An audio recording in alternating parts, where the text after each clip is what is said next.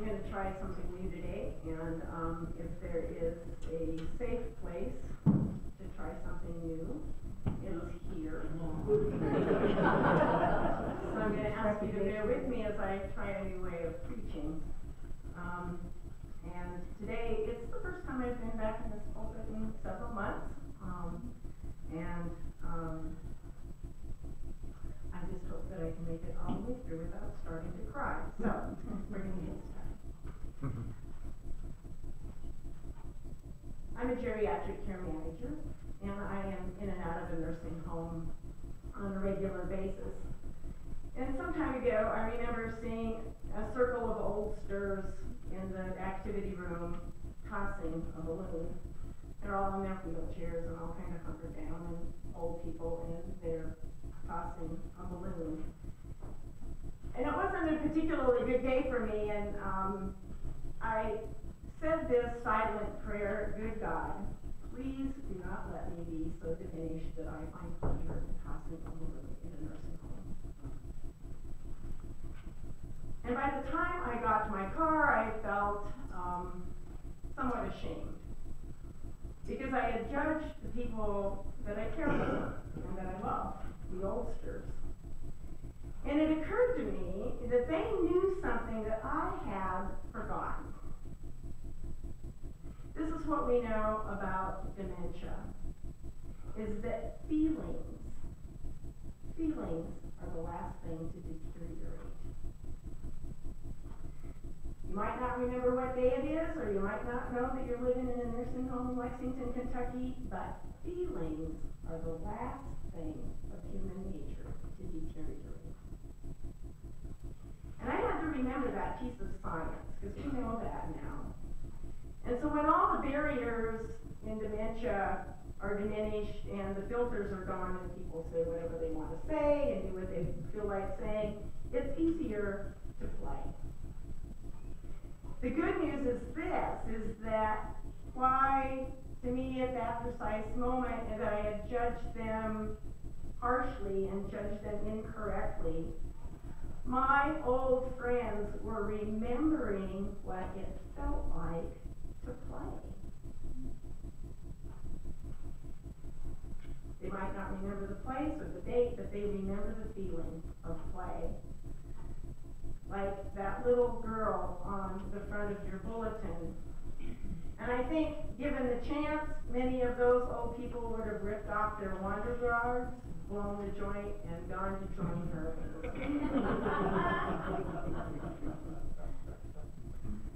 The lesson learned was, I learned this lesson when I actually needed to learn this lesson the most. And I told you this last spring, I was toast. I was burnt out, I was sick, I was burnt out. I was newly 60, I was wondering about the new meaning of life as I grew older myself. And so I put myself on a self-imposed sabbatical, or at least I tried. And about a third of the way into it, I realized it wasn't rest that I needed. It was play. I needed to play. The problem was that I succumbed and had been so conditioned by institutional rules about play, like the rule book of adulthood. And in truth, those of you who know me, that's not my nature. But somehow I had succumbed to that. Without really realizing that it had happened to me. You know, the rules of play only when the work is done, or it's not professional to be silly, or, you just get so busy you forget to play, or you put yourself in a position of not saying no. And so I was depressed, burned out, bored. Not only did I forget to play, but I forgot how to play. I was kind of stuck in this rut. I was mired in the mud not made from water of the sprinkler. No, I was kind of stuck in the mud of the institutional and self-imposed rules. And then I call it grace. One day I saw a Facebook meme, and it was this little girl. And I thought, oh, do I remember her? Well, yeah, kind of. So I cut her out and I pasted her on my bathroom mirror.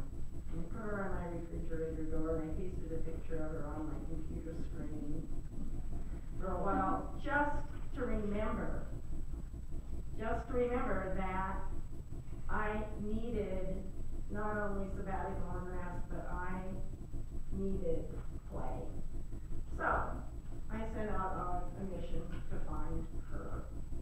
I went in search of that little girl who was screaming, "Get me the hell out of here." Like, remember what it's like to play? Remember how to play? Now, I've spent enough time in this pulpit to know better than to tell you all anything. I've spent enough time here to know to tell you the exact meaning of anything, like God, or spirituality, or prayer, or any of those other buzzwords that make you guys nervous. So today I am not even going to begin to try to define play. Figure it out. Sermon's over home. I'm not going to try to define play, but in the spirit of Unitarian Universalism, I will say what I believe I've learned about play, and I'm going to leave the rest up to you. And as part of what I've learned about play is also learning improv, like music or theater or dance, that it's safe to do something differently here, like preach from cue cards instead of text, or to play from memory instead of the staff of music. There are many definitions of play. There's even a journal of play. And there's some very fascinating research. I mean, there's tons of it. And I glanced through it and I thought, that looks pretty boring. But, the definition of play, I think, just depends on kind of like the definition of God or spirit. It depends on who you ask. So to avoid the problem that we UUs have, that, talk something to death or to question something to death, we get the forest for the trees. So I'm just going to give you some basic, I think, parameters of what I think are play, elements of play that I believe are true. I think that play is an openness. It has something that play in itself has its own reward. It has elements of surprise and pleasure and curiosity, joy, relaxation, and kind of wandering into it without really knowing what the result might be, not necessarily producing a product, except that I have come to believe that play is a necessity, like oxygen. I have been taking art classes, and I told a friend of mine, I said, going to my art class feels like taking a vitamin. I'm not a good artist, I'll probably never be a good artist, but being there and playing with the paints felt like taking a vitamin, a necessity. And so what I found, and what I think is true, is that, that old axiom, all work and no play. I think all work and no play makes for a dull world. So why do I think play is sacred? That's not a word we often use here. I think, is it sacred or is it spiritual? Well, I think, yeah, it's sacred. I think play is a sacred activity. Play that transcends any one meeting. Here's the problem, and here's the big mistake I think that we've made with play, and it's the same mistake we made with religion. That when we try to define it, when we try to set the rules, have creeds and rules and strict parameters and make it a precise definition, we lose the essence of it. It's gone. It's like trying to define God or prayer or spirituality. There's no one definition. It's like trying to capture a cloud. About the time you grab onto it, it changes and evolves into something different. Rain, snow. We don't know. So we can't. But so why do I think that play is sacred? I think that play and our ability to play is an endowment. I think it's an endowment from a creator, an endowment from creation. It's a gift. We're born with it. It's part of our makeup, this ability to play. And I think to live a fully sacred spiritual life, our response to that gift is to use it and to play and be playful. Sin, I think, is something that separates us. It threatens us, makes us caring and indifferent. But play is a creative, sustaining, and essential element of our makeup. So I think we can be very serious about the sacredness of our response to the gift of this gift and to play. So I think play is also kind of a state of being. It's a way of knowing that voice still and small, and listening to that voice still and small, like go out, skip rocks, go out, play in the leaves. Play is an expression, it's an engagement with your own being, and it's a way of discovery and responding with curiosity. But I also think play, and what play has begun to mean for me is, and this is hard, it's a means of surrender. It's not giving up. And it's not giving into the rules of the game or the institution. But play is giving myself permission to let go and to engage without any particular purpose.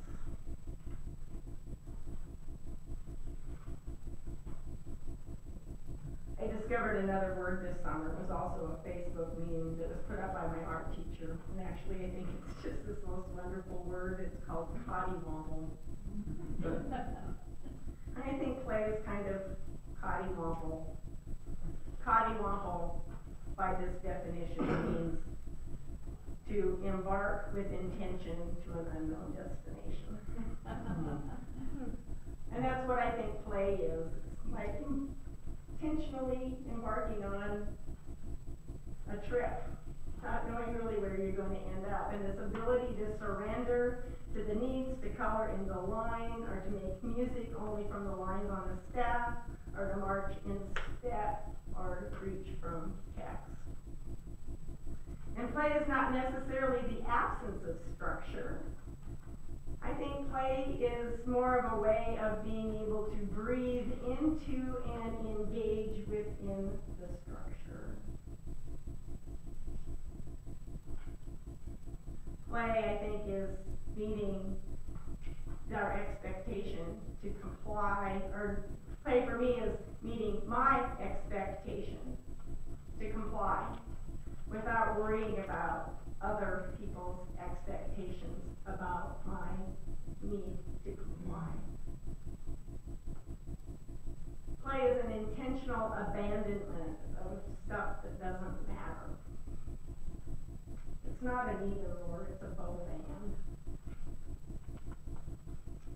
So, what have I learned about play? Well, only I can give myself permission to play. I can give myself permission, and only I can we let go of other people's expectation and judgment about how I live and how I play or how I work? Because this is what I think is at the core of it. You see, I am a diehard Unitarian Universalist. I am faithful to this faith. And if being faithful to this faith has any meaning at all, it's to engage in that sacred, my meaning of sacred, that I must give permission to play and to be every bit of all of myself. That, to me, and when I forget about what being faithful means, what playful engagement in the world means, if I forget to truly appreciate and use the endowment of the gift that I was given, I think that's the antithesis of universalism.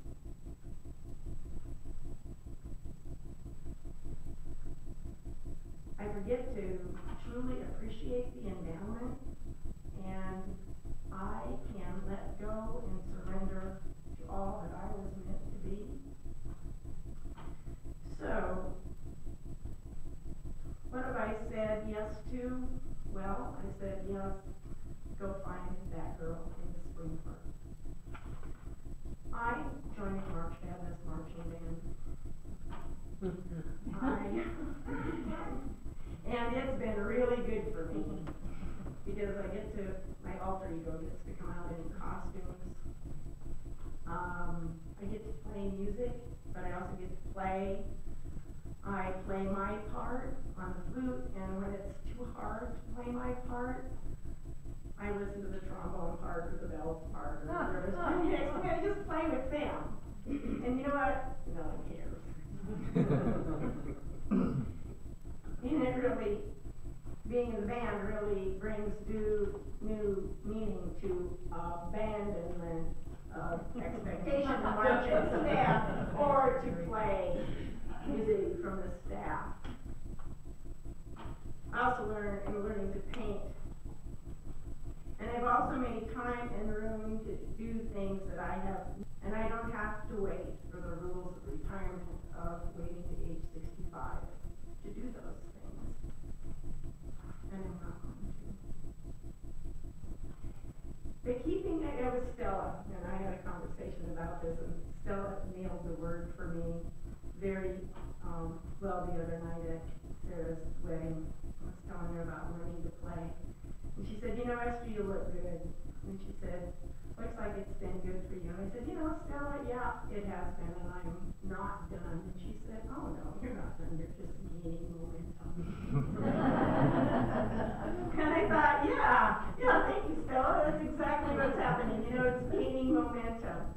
But what occurred to me later that night was it takes courage to play, to surrender, to let go of and abandon those rules that we have self-imposed and that society and culture has imposed. It takes courage to say yes to curiosity and to discovery, and it says courage to say no. I don't want to do that anymore.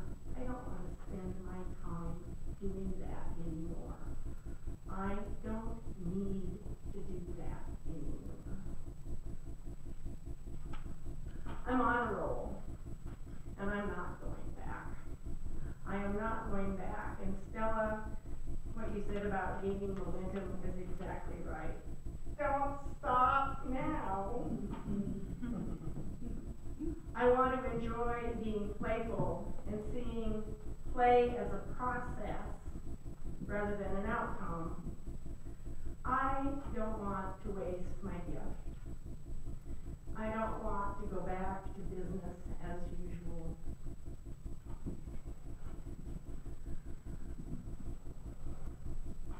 I'm getting older. No. We're all getting older. And you know what? I want it both ways. They say you can't have it both ways, and I think, oh, I don't believe that. I do want it both ways. I want to grow older and to be old with the delight of the play of that little girl in the sprinkler. But I also want to be old those oldsters in that circle tossing the balloon. The oldster who has not forgotten the endowment of how to play, even if it means sitting in a nursing home, tossing a balloon to the person next to you, if that brings you delight. Because I think life is both. It's searching for that and remembering that little girl and the delight of play. Don't forget her. Go back after her at the same time when we grow old to toss that balloon with pure delight. So life is, I believe, holding on to and using all of what we have. And part of that is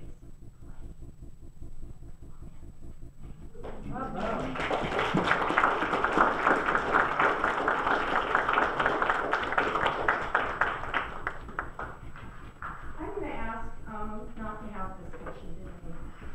Sometimes, for me, discussion, we can have conversation after, but in not playing by the rules, I know sometimes discussion is important, but at the same time, discussion also wears me out.